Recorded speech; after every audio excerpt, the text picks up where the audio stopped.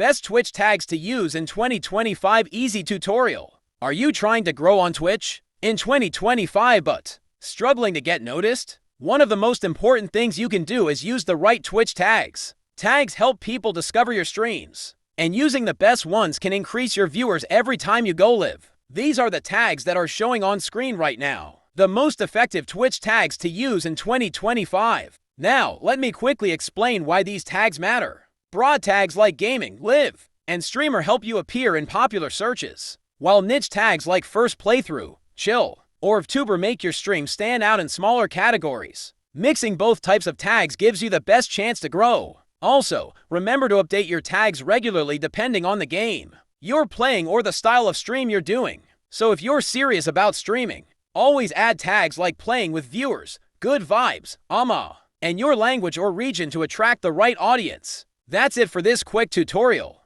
Try out these tags in your next stream and watch how your visibility improves. Don't forget to like this video and subscribe for more Twitch tips. See you in the next one.